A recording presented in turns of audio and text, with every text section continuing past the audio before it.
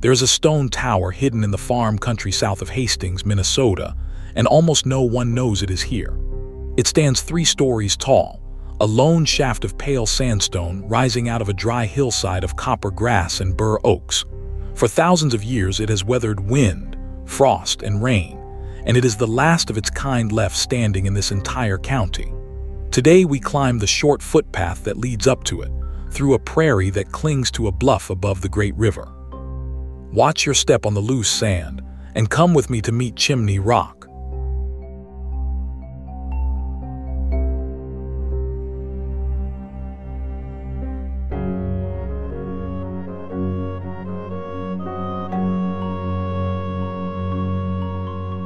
We are in Martian Township, in rural Dakota County, Minnesota, a short drive south of the old river town of Hastings.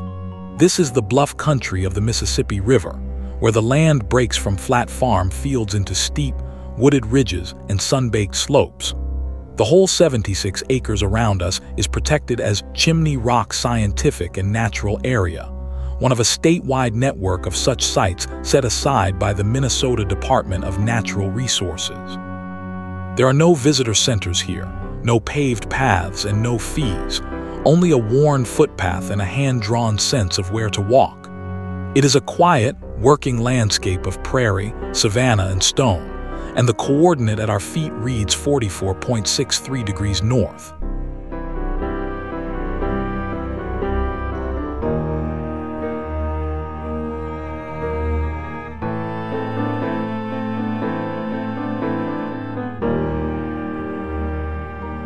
The path leaves the roadside and tilts almost immediately uphill.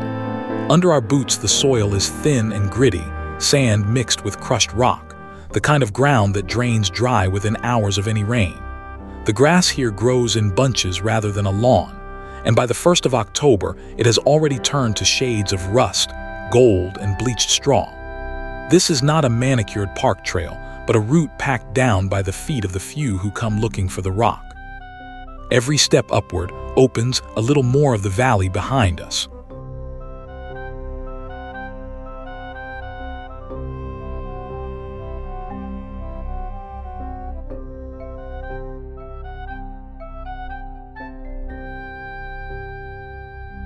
And there it is.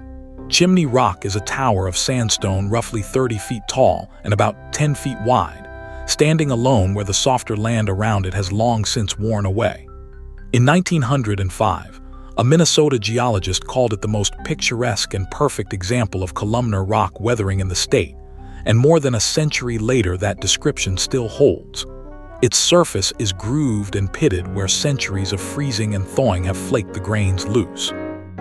From a distance it can look almost built, like a chimney left standing after a house has burned down. But no human hand made this. It is the patient work of ice, water, and deep time.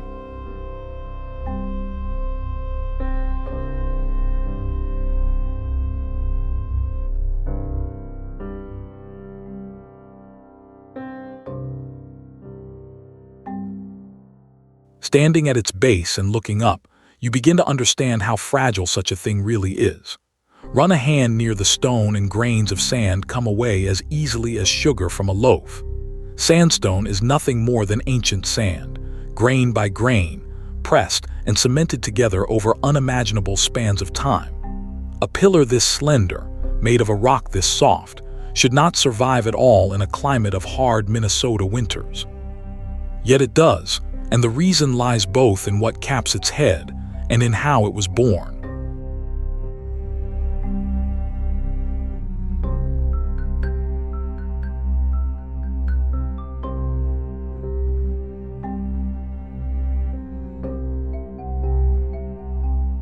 The story begins about 14,000 years ago, as the last great glacier of the Ice Age withdrew from northern Dakota County.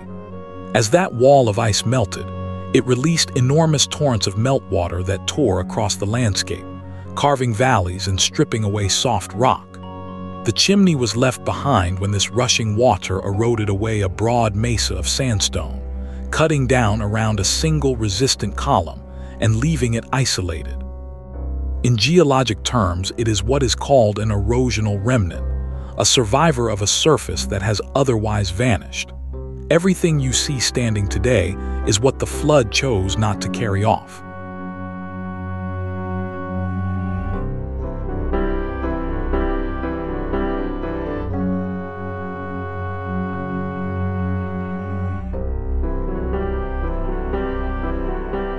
To understand the chimney, you have to read the layers of rock stacked beneath this whole region.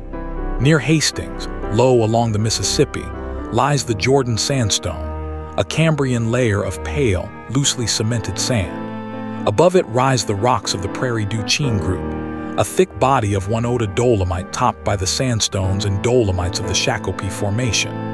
These are the bones of the bluffs, laid down in orderly sheets hundreds of millions of years ago and later lifted and exposed. Chimney Rock is a small, dramatic window into that ancient stack, a place where you can walk up and touch bedrock that usually hides deep underground.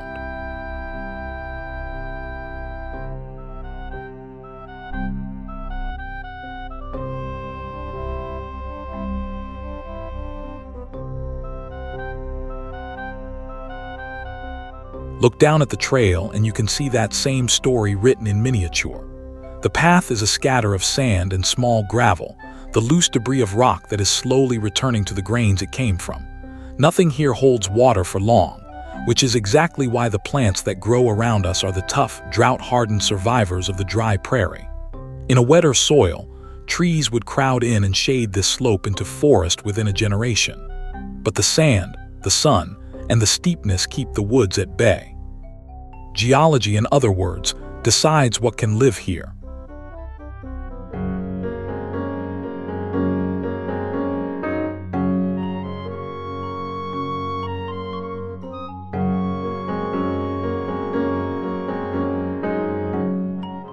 Close your eyes for a moment and roll the clock back not 14,000 but nearly 500 million years.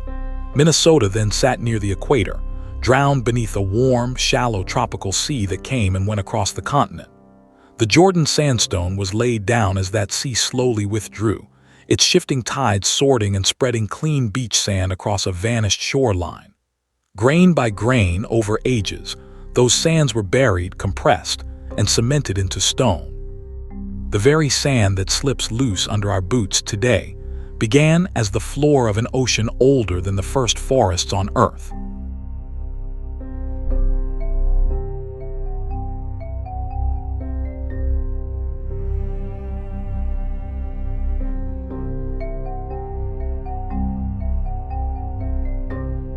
Back in the present, the path carries us out along the open shoulder of the bluff.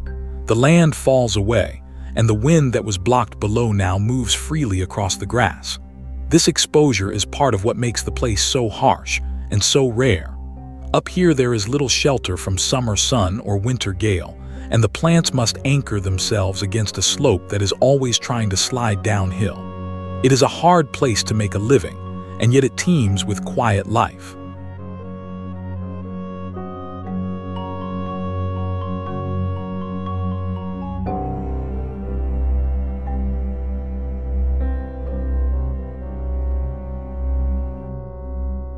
Return your eyes to the top of the chimney, and you find the secret of its survival. The soft sandstone shaft is crowned by a harder cap of dolomitic rock, a dense limestone-like layer that resists weathering far better than the sand beneath it. That cap works like an umbrella, shielding the column head from the rain and frost that would otherwise eat it away from the top down. Geologists call such a formation a caprock, and it is the same principle that holds up the hoodoos and pinnacles of the desert west. Where the cap protected the stone, the pillar endured. Everywhere else, the mesa dissolved into the surrounding fields. Remove that single hard stone hat, and Chimney Rock would not last a human lifetime.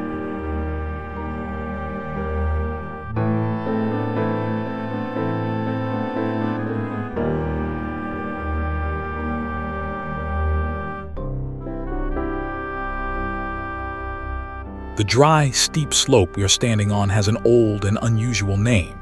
It is a goat prairie. Across the bluff country of the upper Mississippi, early settlers used that term for hillsides so steep, thin, and sun-scorched that only a goat could graze them. farmers left them alone, and so these slivers of native prairie survived where the flatter land was all plowed under. Botanists know this particular community as a dry bedrock bluff prairie, a rare habitat of the southern part of the state. Here at Chimney Rock, it grades into a dry sand and gravel prairie as well, two of the most fragile grassland types left in Minnesota.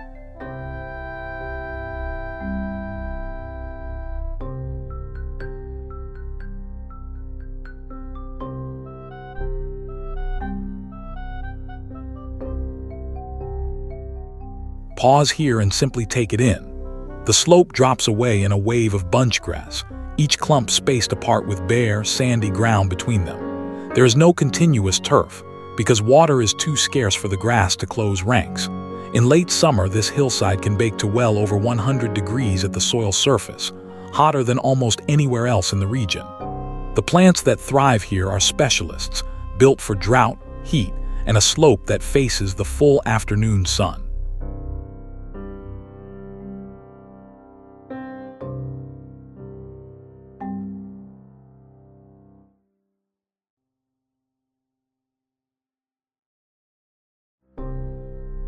By the first day of October, this goat prairie is dressed in its finest colors. Little bluestem, the signature grass of the dry hillside, turns a deep mahogany and copper that glows when the low sun catches it from behind. Among it grow side oats grama, with its little flags of seed hanging along one edge of each stem, and the dried gold heads of prairie coneflowers and blazing star.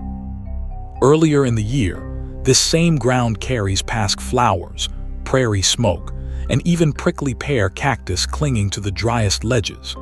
Every one of these plants is a survivor of a prairie world that once covered a third of Minnesota and now clings on in fragments like this one.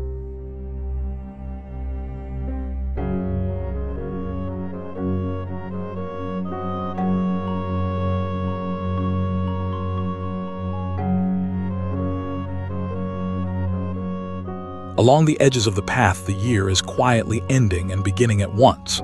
The flowers have gone to seed, their heads dry and rattling, scattering the next generation into the sand with every gust. This is the prairie storing itself away for winter, holding its future underground in deep roots and hard little seeds. Some of these prairie plants send roots down more than 10 feet, far deeper than they ever grow tall, reaching for moisture the surface can never keep. It is a landscape that lives mostly hidden, below the line of sight.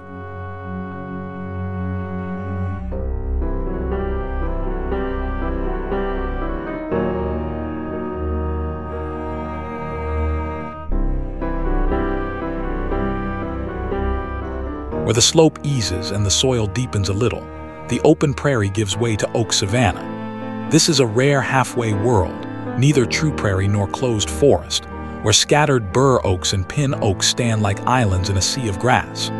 Bur oaks in particular are built for this frontier. Their thick, corky bark lets them shrug off the prairie fires that once swept through every few years. Beneath and between them grow both woodland and prairie plants, mingling in a way you rarely see anymore. Oak savanna was once one of the most common landscapes in this part of the continent, and today it is among the most endangered.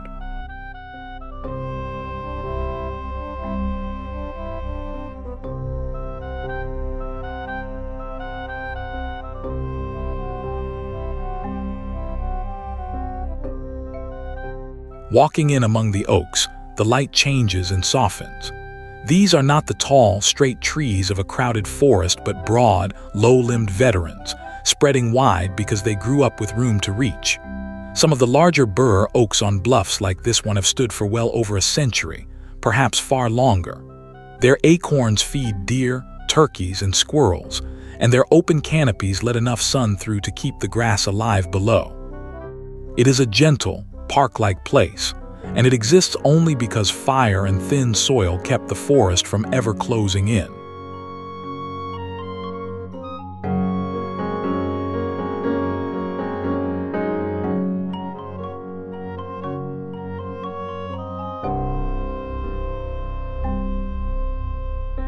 This hillside shelters plants you will struggle to find almost anywhere else in the state. One of them is kitten tails, a low wildflower with a soft spike of pale bloom, listed as a threatened species in Minnesota. It is a plant of dry, open bluff prairies and savanna edges, exactly the habitat Chimney Rock protects. Its scattered populations across the upper Midwest have shrunk as prairies were plowed and as unburned hillsides grew over with brush. To find it here is a sign that this small remnant is still healthy enough to hold on to its rarest residents. These are the very species the site was set aside to save.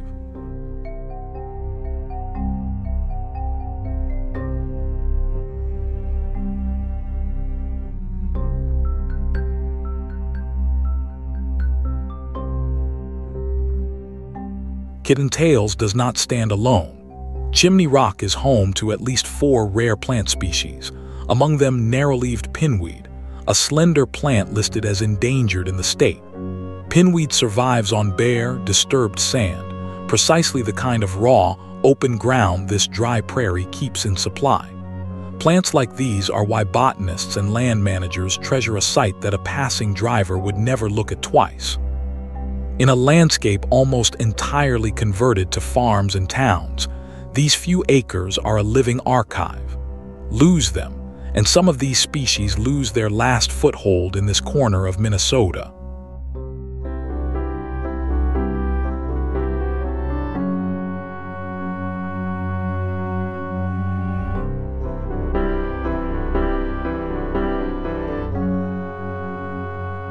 From a break in the trees, the land suddenly opens, and we look out across the wide valley toward the river. Ridge after wooded ridge rolls off into the distance, cut by the Mississippi and its tributaries on their way to the sea. It is worth stopping here, because this view explains why people have valued this ground for far longer than any farm or park. To stand on a bluff like this is to command the whole country of the river. Long before it was an SNA, this was a landscape people knew intimately.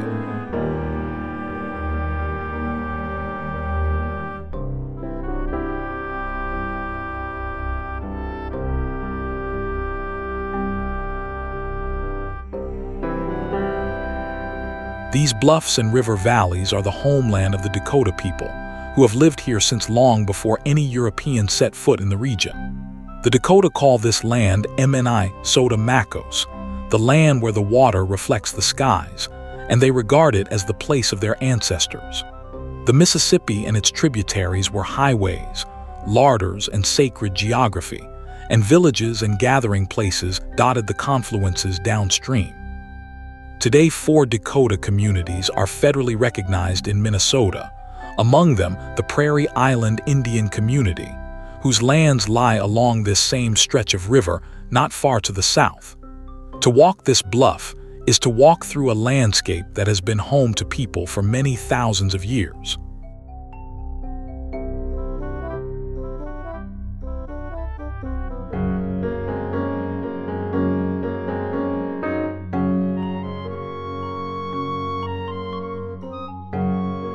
The trail contours along the hillside, and the river country stays with us, glimpsed between the oaks. It is easy to forget, in a place this quiet, how central these waters once were to everyone who lived here. The Mississippi was the great artery of the mid-continent, and the bluffs above it were lookouts, campsites, and landmarks.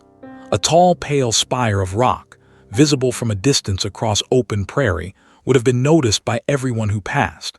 It was a natural signpost in a land without roads.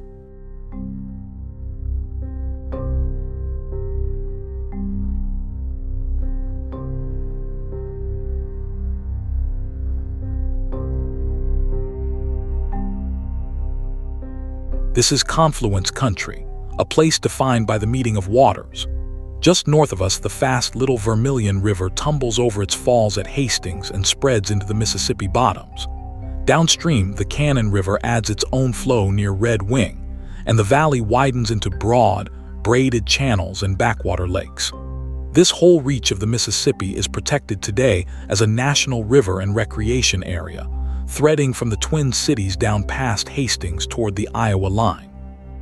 The bluffs we are standing on are the high, dry rim of that vast and living river system.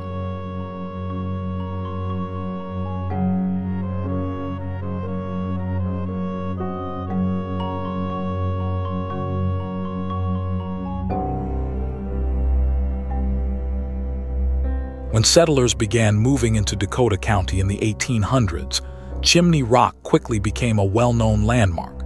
In a landscape still mostly open prairie, a 30-foot stone tower on a hilltop was visible for a great distance and impossible to mistake.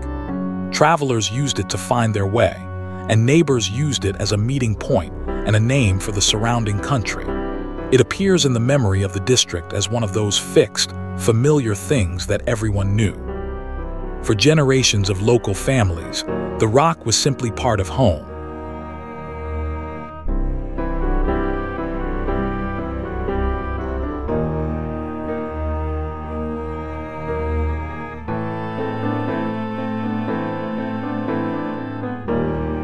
A short way from the chimney itself, the footpath leads to a broad outcropping of the same bedrock.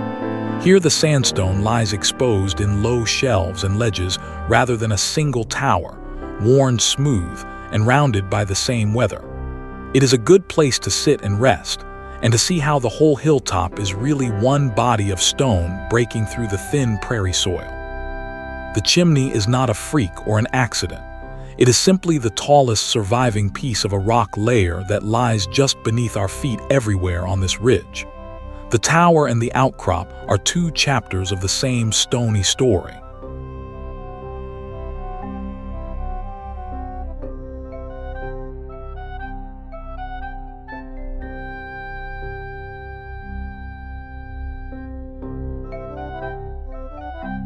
It was scientists, in the end, who first argued that this place deserved to be remembered. That 1905 description, praising the rock as the finest example of columnar weathering in Minnesota, came from an era when geologists were fanning out to catalog the young state's natural wonders. They recognized that Chimney Rock was not just picturesque, but scientifically important, a textbook illustration of how soft stone erodes around a resistant core. That early attention planted the idea that the pillar was worth protecting. More than 100 years later, that idea finally came true.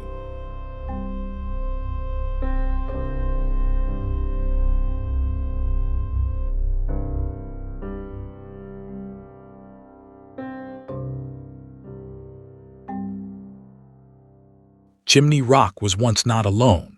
Local accounts record that 3 such sandstone spires once stood in Dakota County, a small family of stone towers scattered across the bluffs. One by one the others fell, undermined by weathering, crumbling under their own soft weight, or cleared away as the land was farmed and quarried. Today only this single pillar remains, the last survivor of its kind in the county. That fact alone gives the site much of its urgency. When this one goes, there will be no other. It is quite literally one of a kind.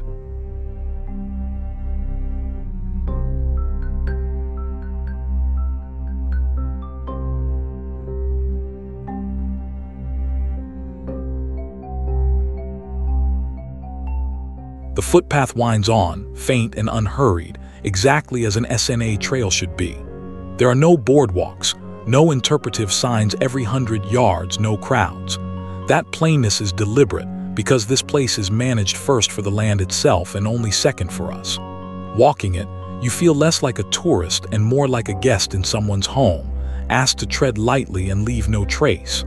It is a different kind of quiet than a manicured park can offer.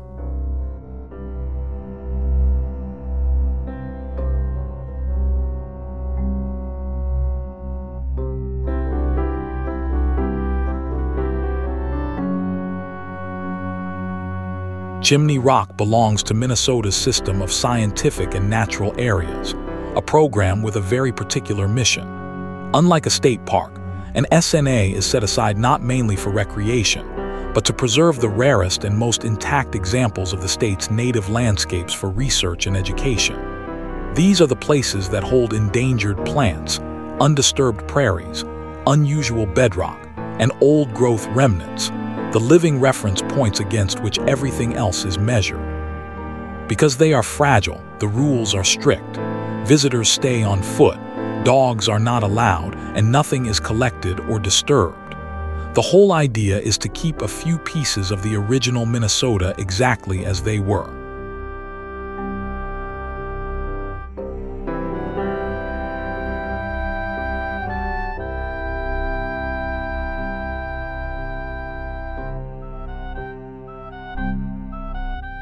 Protecting a prairie, it turns out, is not the same as leaving it alone.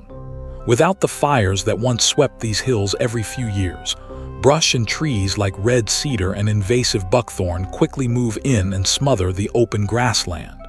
So the stewards of Chimney Rock, working with the DNR, carefully bring fire back through prescribed burns and cut and clear the woody plants that crowd the prairie. A local volunteer group, the Hastings Environmental Protectors, helps tend the site and pull back the encroaching brush. Part of the land was still in farm corn when the state acquired it, and it is slowly being converted back to native prairie. Restoration here is a long, patient, hands-on labor of love.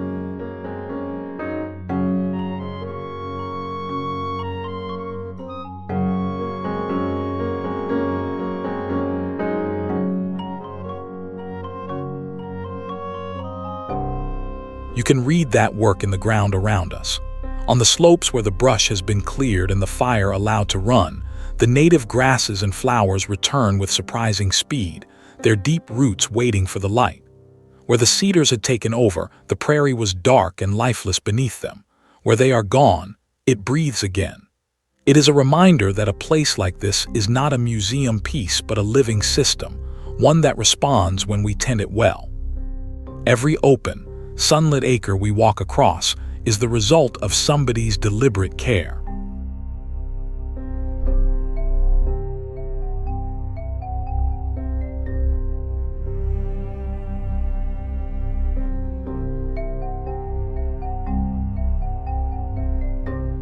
For all its harshness, this dry bluff hums with life.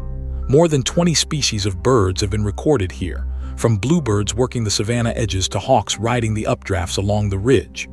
White-tailed deer move through the oaks at dawn and dusk, coyotes hunt the grassland, and red squirrels chatter in the trees. Down in the grass, butterflies and specialized insects, including tiny gall wasps, live out their lives among the prairie plants they depend on. A goat prairie may look bare and severe, but it is quietly one of the richest small habitats in the region.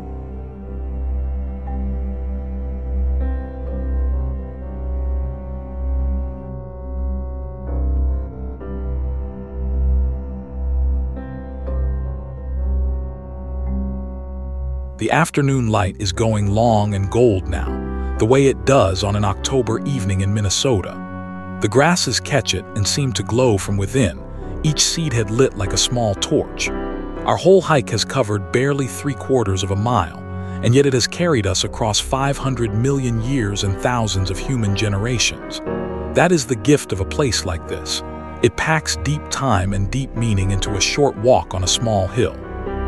There is a great deal of world folded into these few acres.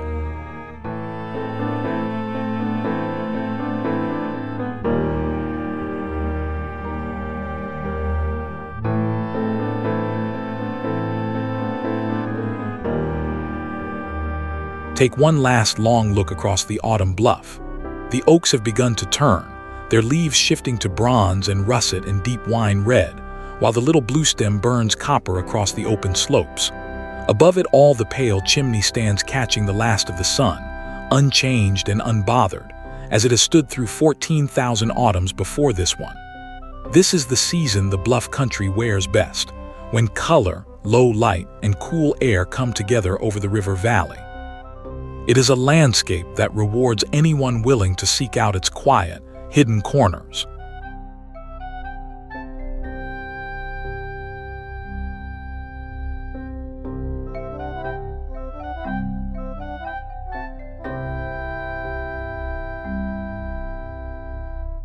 The path bends downhill, and we begin the short walk back the way we came.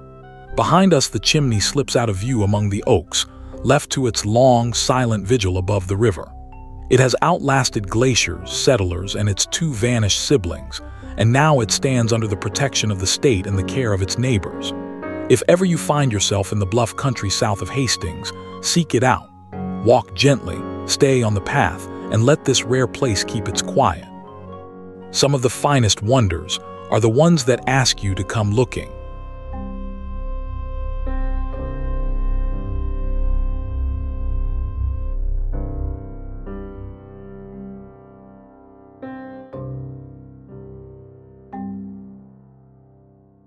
Chimney Rock is a small thing on a small hill, and it is also one of the last of its kind, a stone survivor watching over a prairie that survives with it. In under a mile, we have touched an ancient sea, a melting glacier, a homeland thousands of years deep, and a living community of rare plants and animals holding on above the Mississippi. Places like this endure only because people choose to notice them and to care for them. I hope this walk has given you a reason to notice. Thank you for watching. Follow for more of the trails of the world.